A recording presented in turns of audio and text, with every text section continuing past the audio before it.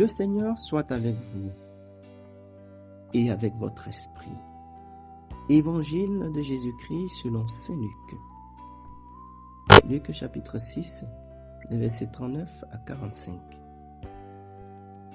En ce temps-là, Jésus disait à ses disciples en parabole: un aveugle peut-il guider un autre aveugle?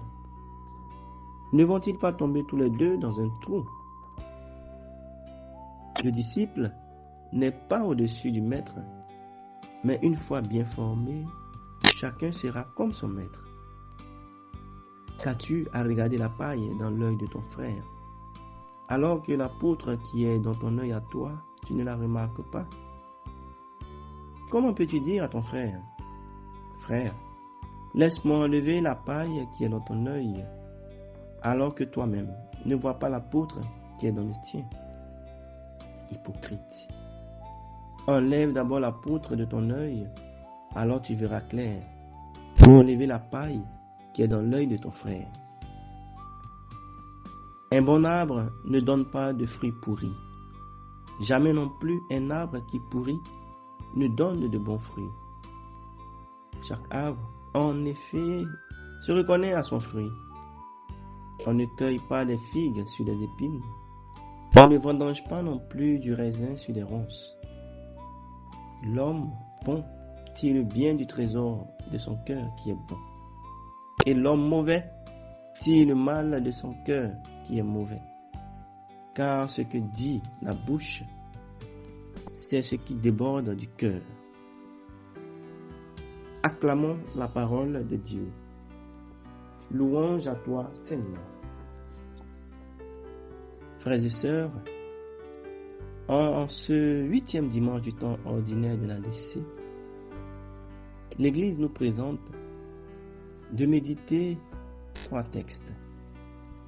Dans la première lecture, tirée du livre de Ben Sira le Sage, le chapitre 27, les versets 4 à 7, la deuxième lecture qui est tirée de la première lettre de Saint Paul apôtre aux Corinthiens et l'évangile que nous venons de lire.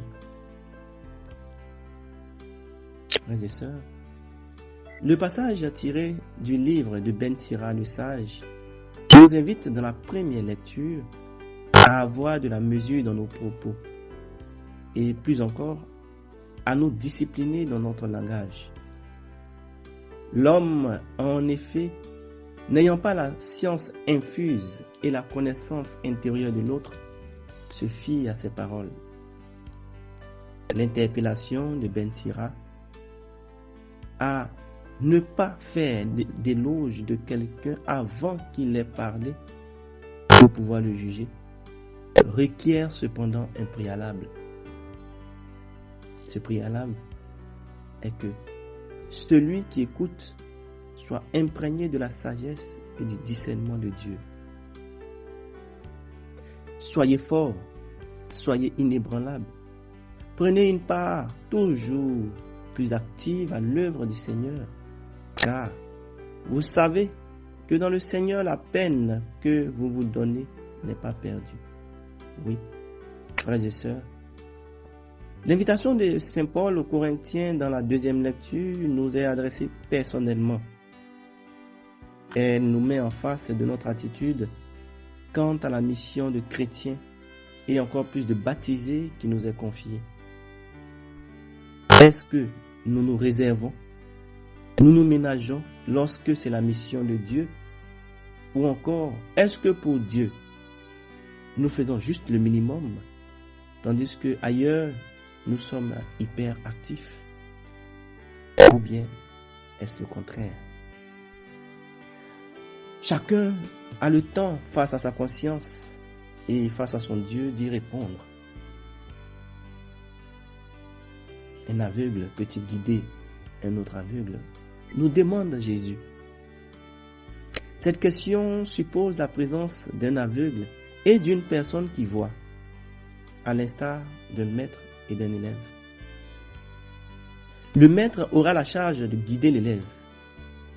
Jésus va plus loin dans son exemple en disant: le disciple n'est pas au-dessus de son maître, mais une fois bien formé, chacun sera comme son maître.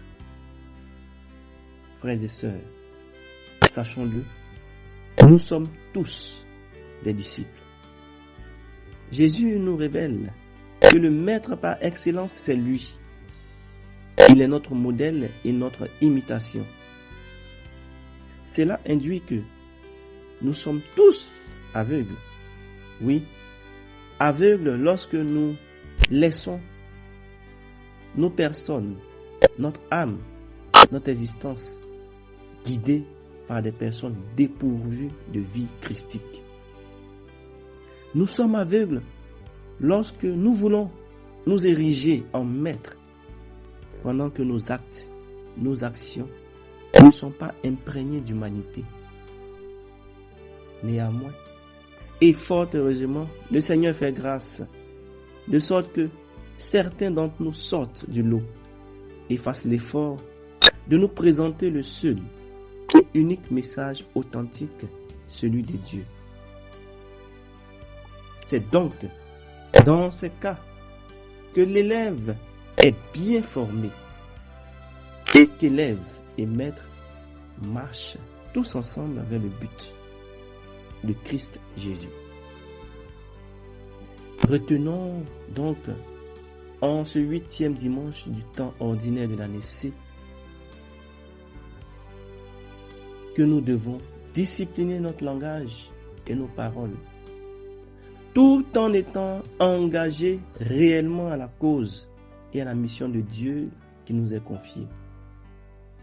Et cela dans l'humanité, dans l'humilité et le recentrement sur soi-même plutôt que sur les autres, afin de présenter Jésus-Christ et seulement lui au monde. Prions. Seigneur, que je m'efface et que tu grandisses. Confère Jean 3, verset 30. Bon dimanche à tous et à toutes, et que le Seigneur nous bénisse et nous garde. Amen.